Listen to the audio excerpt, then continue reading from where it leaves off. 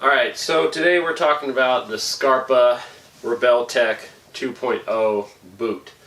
This is the second iteration in the Ribelle Tech series from Scarpa. This boot was heavily inspired by Uli Steck, who passed away on Everest. It's definitely become one of my absolute favorite boots to wear. I'm going to talk a little bit about the specifications of this boot, compare it to the Scarpa Mont Blanc a little bit.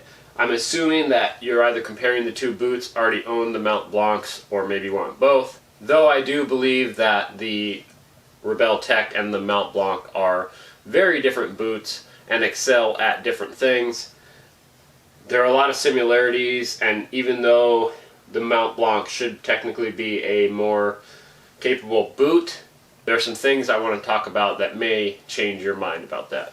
So the Ribelle Tech 2.0 weighs 630 grams for a size 42. Obviously that weight's going to be respective of your size. This particular size boot is actually a US 14 or a 48. I'm going to touch on US sizes too and how they can differentiate. Not all 14s are the same European size. The Mont Blanc, if you're comparing the two, weighs roughly 2 pounds per boot. So a 630 gram boot weighs about 1 pound, 6.2 ounces. So the Mont Blanc per boot is about 10 ounces heavier. It's kind of difficult to find information on the insulation of the Ribelle Tech. The Ribelle Tech has 200 grams of insulation in the boot. The Mont Blanc has 400 grams of insulation in the boot. So on paper, the Mont Blanc is a warmer boot. To be clear, I'm comparing the Ribelle Tech to the second iteration of the Mont Blanc. They do have a third iteration out now that kind of resembles the initial version of the boot. However, the first generation of the Mont Blanc was extremely clunky. I owned a pair. I really liked the boot, but it was extremely clunky and over time kind of became uncomfortable and difficult on some difficult rock pitches. Whereas the second iteration, much more of a slim design, got rid of a lot of weight, and the third iteration is very similar. The third iteration of the boot got rid of the gaiter, but that's enough on the Mont Blanc because that's not why we're here. Scarpa uses a technology that they've branded the sock fit, and that's basically the fit of the boot and how it feels like a sock when you put it on. It doesn't necessarily feel any different than any other brand boots. A lot of people believe that when they look at this Ribelle that they're referencing this sock-like top of the boot here, which I could understand why they would think that. However, the Mont Blanc also has the sock fit technology, so it has nothing to do with this upper part of the boot here. Speaking about this upper part of the boot, it's okay. I thought that it would be very comfortable. You don't get any shin bang from it, obviously, because there's really nothing to this. So it's kind of nice. It does feel more like an approach shoe than a typical mountaineering boot does. The weird thing about this boot, and I think it's because this upper is so flexible, that if you don't have it tied absolutely perfectly in terms of tightness, it's going to pull your sock down in the boot. And I've had my sock to where it's been basically in the middle of my foot by the time I've actually taken the time to remove my boot and pull my sock up. If you tie it too tight, it's going to be uncomfortable. So there's a happy medium, and I found that to be kind of an annoyance, whereas I don't have that problem if I mistie a boot. It's just either too tight or too loose. I'm not going to lose my sock. Something in the boot grabs your socks and starts to pull them down. This boot is compatible with a semi-automatic cramp-on, which has never been a problem for me. I've climbed WI4 with this and been completely comfortable. The Petzl brand crampons all fit very well on the boot. Since I acquired this boot, I pretty much haven't worn the Mont Blanc even once, and the reason why is because they're more comfortable, that's for sure. The other reason is the toe box is quite roomy in comparison, and this is huge to me because I have quite wide feet. I wear Ultras, which have helped splay my toes a little bit more than they used to be. And even though these boots on paper are not as warm, I can move my toes as much as I want, whereas the Mont Blanc, I pretty much cannot move my toes at all. And so where I've found my feet would typically be cold on the Mont Blanc, I can toe dance a bit and be warmer in the Ribelle Tech. And so unless I'm climbing some crazy ice or I want a super stiff boot, I pretty much haven't worn the Mont Blanc once since I've acquired these boots. These boots are both US 14s, Euro 48. Like I said, not all 14s are created equal. If you own a Loa 14, you'd have a 48.5. And so when I first started climbing, I wore a size 12 or a Euro 46. And as of recently, my feet have gotten even bigger yet again, and all of my Scarpas don't fit me. So the Ribelle Tech, the Mont Blanc, and the Scarpa Phantom 6,000 meter boots that I have to get rid of them all because I'm now a 48.5, and it comes from, I believe, all the running I've been doing. We've been training for the Infinity Loop, and we've been running lots of ultras and half marathons and marathons, and on top of wearing a very wide foot, it allows my foot to expand. And so when searching for the next size Scarpa, unless you order from Italy, which they kind of make it difficult to do, the largest size in the US is a 48 or a 14. And so, not that it matters, but I've since ordered Loa because Loa boots, this US 14 is a 48.5, and it fits absolutely perfect. So if you're in that same predicament, just know a Loa 14 is a 48.5 and is bigger. And Loa is known for a wider toe box. And I've already put these boots on and compared them to the Mont Blanc and these fit much better for me. These Ribelle Techs have about 200 miles on them, and I'll show you, they look phenomenal. You can see they look fairly new. They look like they've been out, you know, maybe 5 times or so.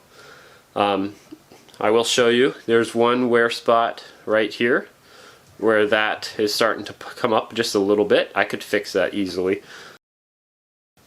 Here's the sole, which looks great. A lot of my climbs have huge approaches to them. On this boot, there's a little bit of wear right here. Hopefully you can see that. Now, a lot of my climbs, very long approaches before reaching the glacier and or snow, and so these boots have seen a lot of rock, and the sole looks fantastic. Now, in terms of comfort, the longest I've actually been in these boots in a single day is about 40 miles, and I will say all 40 miles were on rock and dirt. I never touched the snow. That was about the limit for me in terms of, you know, I want to get these boots off now. This is super uncomfortable because not only that, but it was roughly like 90 degrees where we were. We were in a rainforest and we were just getting beaten down by the sun. Extremely humid. My feet were super sweaty.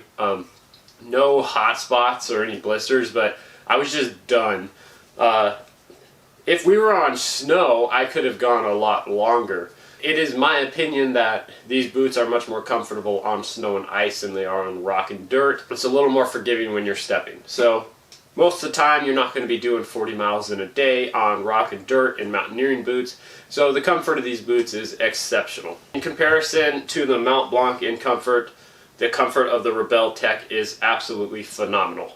I do get some pain on the bottom of my feet after roughly 10 miles in the Mont Blanc, whereas I was able to do 40 miles in this without any significant pain. Just achiness from having a heavy pack and a heavy rack and rope and everything, and just putting that many miles on my body in the heat. Like I said, I've climbed WI4 in the Ribelle Tech 2.0, but I do want to put one of each of these boots on and do some flex tests, and of course it's not going to be very scientific, but hopefully you get a general idea of what each boot offers. Of course the Mont Blanc is going to be stiffer.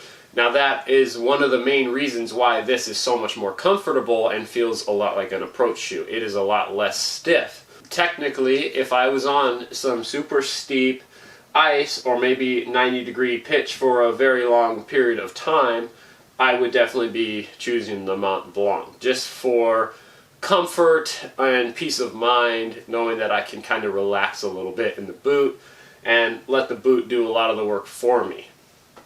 This boot will give you a little bit more of a calf workout if you're rocking this on vertical ice.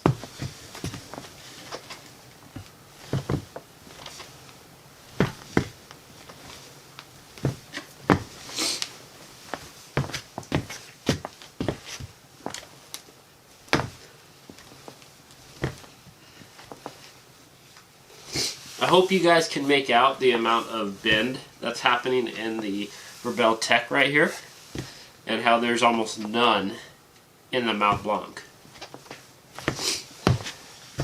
Alright, the last thing I want to touch on is the Ribelle Tech offers H-Dry, and this is their version of waterproof technology that they use on this boot. The Mont Blanc offers Gore-Tex.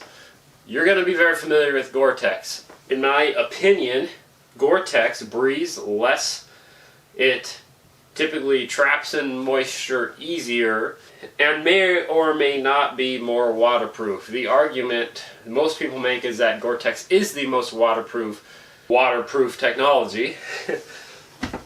The problem is if it doesn't breathe, you're going to create a moisture chamber anyways, and you're going to just create a lot of condensation inside whatever the material is, and it won't be able to escape because it's in a waterproof box. So what I've found is the H-Dry technology does breathe a lot better, and it tends to be more waterproof in my opinion. Maybe the Gore-Tex has broken down more on the Mont Blanc, but when hiking through snow in the Mont Blanc, I tend to get wet feet. The upper of the boot tends to not dry out as fast, and the material on this boot pretty much stays dry the entire time. Water and snow just beads off of it. I never get any moisture inside the boot. The one thing to note on that is if you're in super deep snow, I found it easier to get snow in through the top of the boot because you have a very flexible opening here, this sock type deal, versus this integrated gaiter on the Scarpa, which I think was a very bad decision on their part. This gaiter uses buttons to secure it, and I have a pair of boots right here that have a failed gaiter because the buttons ripped out. The first time these boots were ever used. They were brand new and they failed immediately.